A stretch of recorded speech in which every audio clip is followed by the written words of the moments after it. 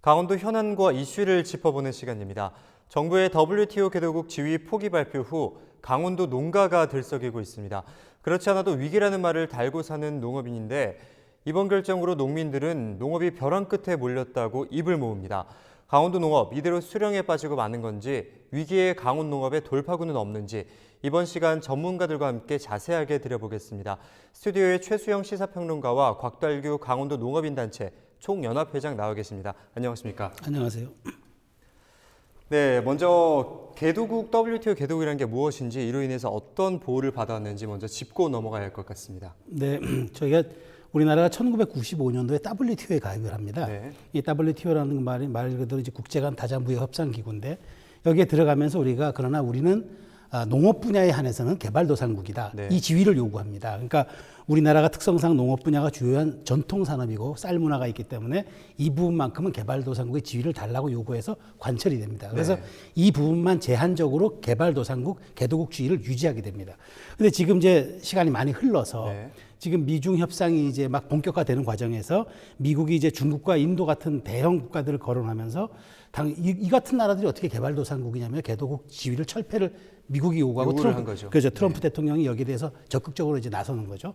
그러다 보니까 우리나라가 이제까지 우리가 이 농업을 계속 버티고 가다가는 다른 공산품 어떤 협상에 많은 지장을 받겠다고 싶어서 지금 개도국 지위를 포기하게 됐는데 사실 미국이 제시한 그 발전하는 국가 4가지 기준이 있어요. 여기를 보면은 현재 OECD 회원국이구나 OECD 가입 절차가 있는 국가, 네. 그다음에 G20 국가, 그다음에 세계은행에서 고소득으로 분류한 국가, 네 번째 이제 세계 상품 무역의 비중이 0.5% 이상인 나라. 네. 우리나라는 이 4개 모두 해당이 됩니다. 4개 모두 해당이 그렇죠. 그래서 된다는 사실상 말씀이시죠? 선진국인데 그러나 우리가 농업 분야는 그럼에도 불구하고 우리가 전통 산업이기 때문에 보호하려고 왔는데 결국엔 지금 25년이 흘러서 정부가 이미 이 상황에서 개도국지를 포기했다. 네. 이렇게 됐는데 사실 그렇기 때문에 이제까지 누려왔던 것들 좀 잃게 돼요. 그게 네. 뭐냐면 가장 큰 게 이제 수입하는 농산물에 대해서 높은 관세율을 부과했어요. 513%라는 높은 관세율을 부과했는데 이게 사실은 사라지게 되는 거고 이제 네. 줄게 되는 거. 그다음에 WTO가 농업 분야에 대해서 보조금을 지급하는 걸 금지합니다. 네. 그래서 이 분야도 많이 줄어들게 돼서 농민들의 타격이 예상될 수밖에 없는 상황입니다. 네, 이번 결정으로 강원도뿐만 아니라 전국의 농가들이 지금 비상입니다.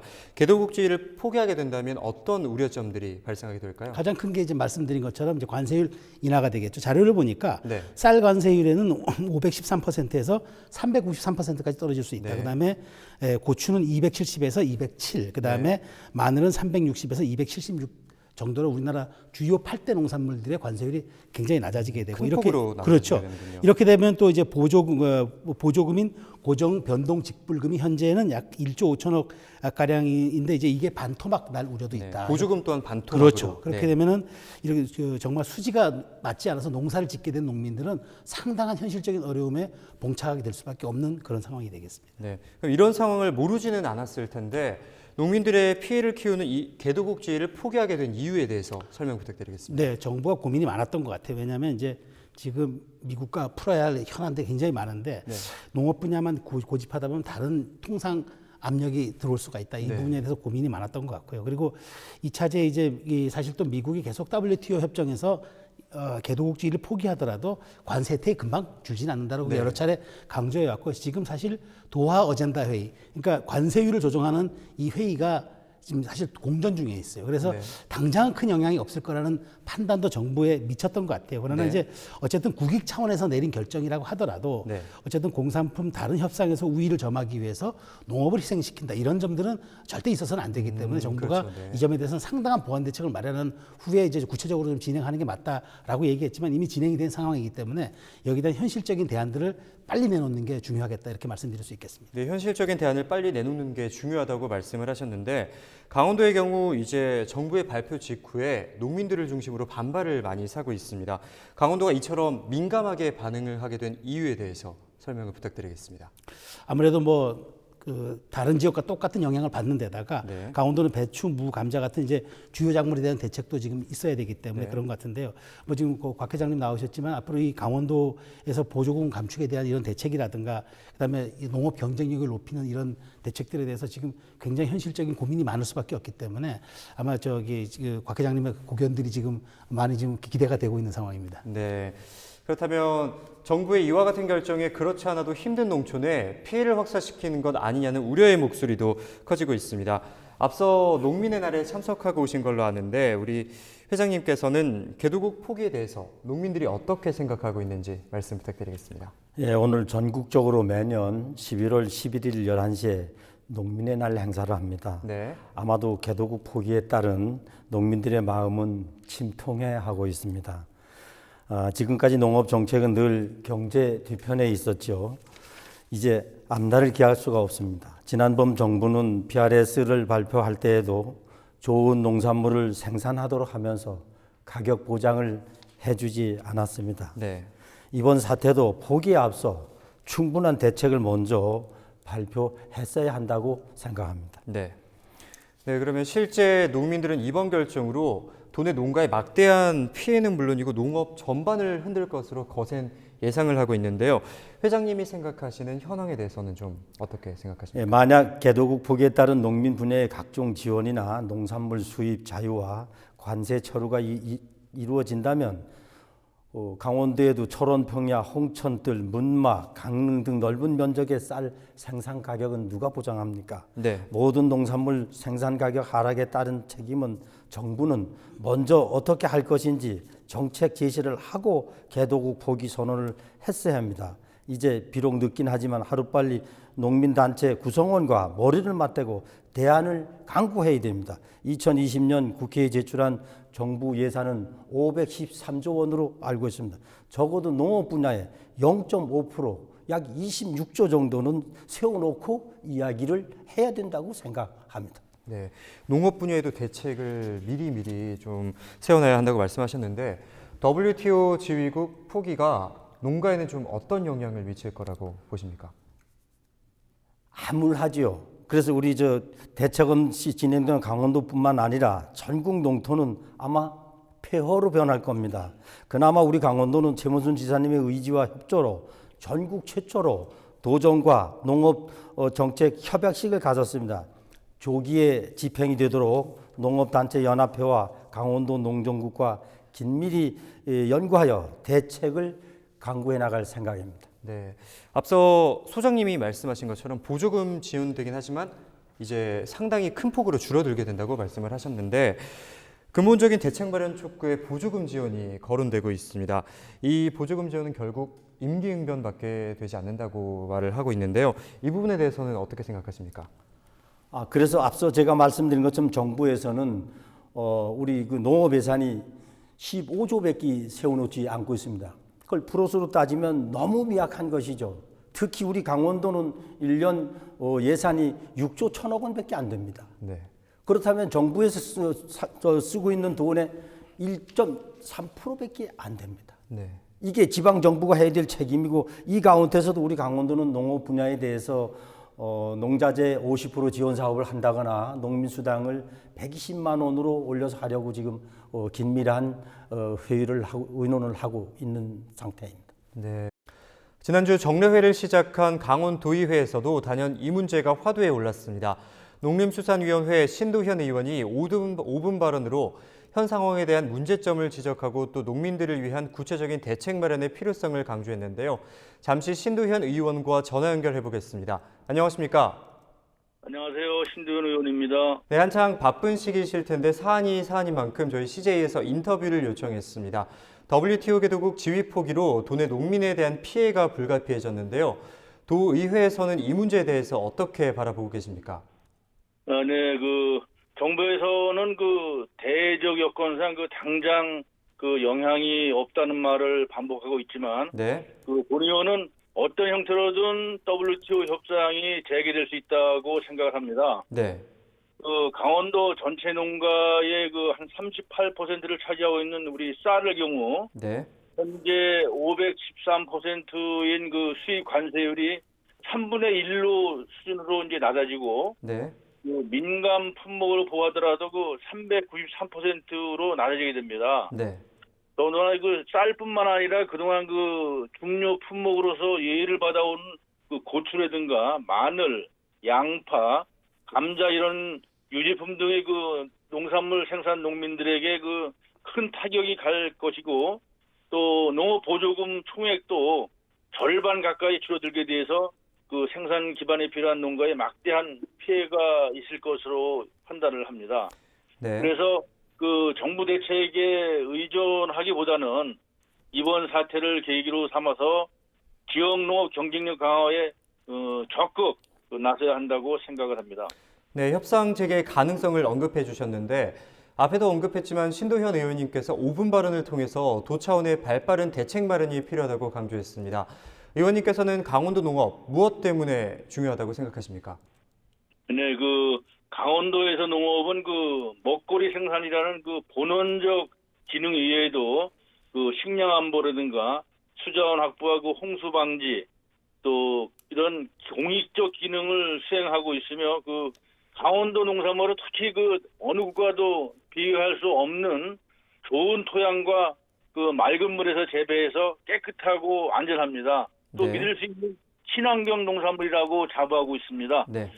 최근 그 식생활 형태가 변화에 따라서 소비가 감소되고 그다음에 농산물 시장 개방이 확대되고 노동력 부족 등으로 많은 문제 위기에 직면하고 있습니다. 현재 네. 그 저출산 고령화로 인해서 그 소멸 위험에 진입한 마을이 많은 우리 강원도의 상황에서 ICT라든가 그 빅데이터 등 그 4차 산업을 이용한 그 스마트 농업을 그 고부가 가치 창출 산업으로 육성시킨다면 그 많은 일자리를 창출하는 강원도의 미래 신성장 동력으로 활용할 수 있다고 생각을 합니다. 네, 강원도 농작물의 우수성에 대해서 말씀을 해주셨는데 도내 농민들의 반발이 쉽게 사그러질 것 같지 않은데 이 문제에 대해서 도의회는 어떤 노력을 해나갈 예정이십니까? 네, 그 이번 결정으로 인해서 그 농업 부분의 지원책이 당장 중단이 되는 것은 아니므로 앞으로 이제 도의에서는 농업인이라든가 학계, 연구기관 등 그 각계각층의 그 의견을 수렴하고 농업농촌의 어려움을 극복하기 위한 예산 확보에 힘을 써서 그 지역 농민 보호를 위한 대책을 추진하는 등 위기를 기회로 삼아서 농업 분야 경쟁력 강화에 위해 그 힘을 쓰겠습니다. 또한 네. 그 강원도 전체 예산 대비 현재 6.8%인 농업농촌 그 예산 비중을 10%까지 증액시킬 수 있도록 노력을 하겠습니다. 또한 강원도형 직불제의 경우에 2017년도에 제9대 의회에서 조례를 지정해서 국가가 주는 그 직불금 이외에 추가로 논농업은 헥타당 15만 원, 그다음에 밭농업은 헥타당 20만 원을 그 지방비로 지급하고 있는데 연차별로 인상을 해서 헥타당 50만 원까지 확대하도록 노력할 계획이 있고 그 농업 직불금 그 규모 부족하고 대농 편중 문제를 그 해결하기 위해서 소규모 농가에 일정 금액을 지급하는 농민 수당에 대해서 적극 검토하고 있고 농업인의 소득 안정과 농업의 공공재로서 인식 확산에 도움이 되도록 할 계획에 있습니다. 네, 오늘 말씀 고맙습니다. 지금까지 농림수산위원회 위원이신 신도현 강원도의회 의원과 연결 나눠봤습니다. 오늘 말씀 고맙습니다. 감사합니다. 네, 계속해서 이야기 이어나가겠습니다. 농업을 얘기할 때 언제부턴가 위기라는 단어가 이렇게 꼬리표처럼 따라다녔습니다. 이제 농민수당을 도입하겠다고 하는데 역시도 형평성 논란이 계속되고 있습니다. 그러니까 이게 사실 그 농민수당이라는 게 이제 네. 그 이번에 우리가 강원도가 이번에 출산율 높이기 위해서 네. 이제 육아수당을 지급하지 않았어요. 이렇게 네네네. 이제 이른바 이렇게 농민이랑 일종의 사회보장제도 같은 이렇게 현금 정책인데, 근데 이제 이게 문제가 이제 일정 금액을 이제 농민들한테 지급하니까 굉장히 그 뭐 현실적으로는 큰 도움이 될 겁니다. 그렇죠. 그런데 그럼 대상을 어떻게 선정하고 규모는 어떻게 가져갈 것이며, 그다음에 금액은 얼마를 산정할 것인가, 이렇게 풀어야 할 숙제가 작지가 않아요. 실질적으로 체감할 수 있을 그렇죠. 만한 그다음에 정도의, 이런 네. 우리 도의 재정 여건이 또 그렇게 녹록한 상황이 아닙니다. 네. 그렇기 때문에 이제 여기에 대해서 중앙 정부가 또 일종의 동의를 좀 해줘야 돼요. 승인 여부도 남아 있고, 그리고 또 이제 어업인과 이제 임업인들 같은 경우 우리도 해달라고 얘기할 경우 형평성 문제도 어떻게 하겠는가. 그렇죠. 네. 이렇게 풀어야 할 숙제가 있긴 한데, 어쨌든 농민수당이라는 게 현실적으로 농민들에게 현금을 지급하면서 가장 좀 혜택을 손쉽게 빠르게 줄 수 있는 대책이기 때문에 어쨌든 지금 도는 정부와 협상을 하면서 이 문제를 풀어나가겠다는 의지를 강력하게 보이고 있습니다. 네, 그러면 실제 농민의 입장에서 농민수당에 대해서는 좀 어떻게 생각하십니까?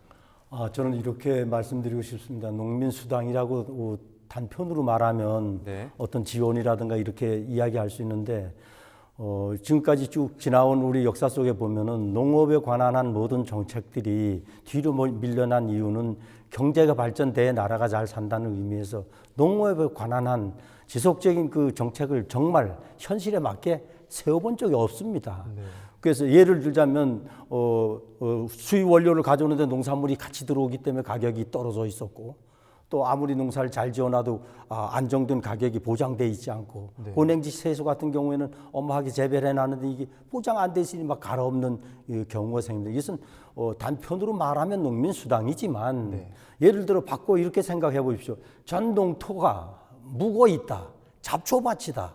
라고 생각했을 땐 우리 젊은 사람들은 뭐 힐링이니 뭐 이렇게 좋은 이야기들 자연 환경 얘기하고 있는데 우리 농민들이 지금까지 해온 것을 평가를 한다면 그 어마어마한 금액을 농민에게 지급을 해줘도 된다는 얘기입니다. 네. 암울한 이 사회를 아름답게 가을철이면 오곡백화가 이렇게 참 넘실넘실 춤추는 걸 봤을 때 우리 모두에겐 기쁨과 행복이 있거든요. 네. 그래서 이번에 농사를 짓지 않는 분들도 농민수당이나 이런 단편적인 이야기보다는 어떠한 안을 제안해서 지원을 하려고 했을 때 박수 쳐주기를 간절히 부탁드려봅니다. 네, 그럼 구체적인 대책이 필요하다는 말씀이신 건가요? 저희 강원도에서는 멀리 해남 저쪽에서는 농민수당을 1년에 60만 원씩 네.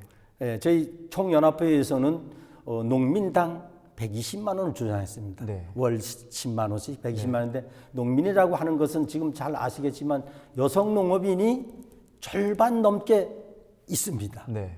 그래서 물론 그 자격은 갖춰야 되겠죠. 300평 이상을 보유한다거나 네. 경영체 등록을 해서 농지원부를 만들어야 되죠. 그렇게 해주면은 그 여성 농업인한테도 힘을 실어주고 우리 남성분들도 같이 농민들은 다 같이 그러면 240만 원이 되는 겁니다. 저희 주장은.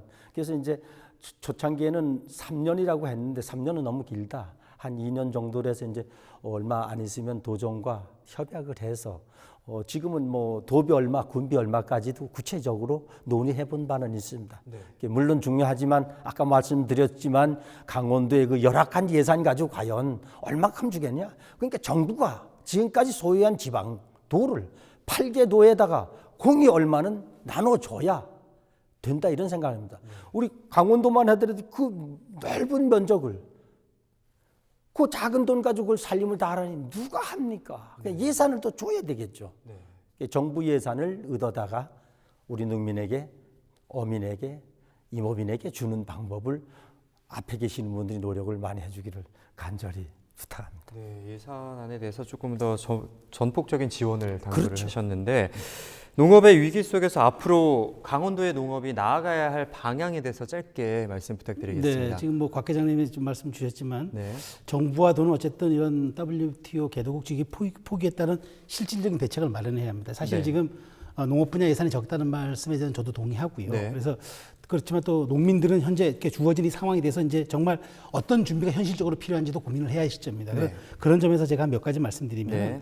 일단 지금 지속 가능한 다기능 농업으로의 발전이 좀 전환이 필요하겠다는 네. 말씀 먼저 드리고 두 번째는 네.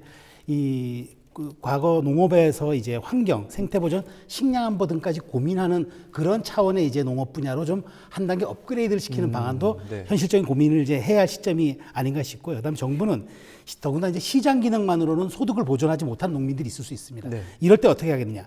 지역 농가 소득의 안전망을 강화를 해줘야 합니다. 네. 그러면서 최소한의 삶을 유지, 보장, 운영할 수 있는 그런 제도를 마련해 준 다음에 네. 그 다음에 이제 제도가 구체적으로 장기적으로 이렇게 접목이 되고 착근이 될 수 있겠죠. 이런 점을 감안한다면 이제 우리도 조금 식품 산업의 글로벌하는 측면에서 놓고 보면 장기적인 과제가 되면서 이 분야가 조금 많은 국민적 동의 속에 뿌리를 내린다면 우리도 농업 분야가 조금 체질적으로 경쟁력을 더 가질 수 있는 계기가 되지 않을까 저는 이런 생각을 해봅니다. 네, 그러면은 다기능 농업으로의 전환과 함께 시장 기능의 한계점을 설명하시면서 농업의 안전망을 좀 구축해달라는 말씀을 하셨습니다. 오늘 말씀 여기까지 듣겠습니다. 지금까지 최수영 시사평론가와 곽달규 강원도 농업인단체 연합 총연합회장과 함께했습니다. 오늘 말씀 여기까지 듣겠습니다. 두 분 말씀 감사합니다. 감사합니다.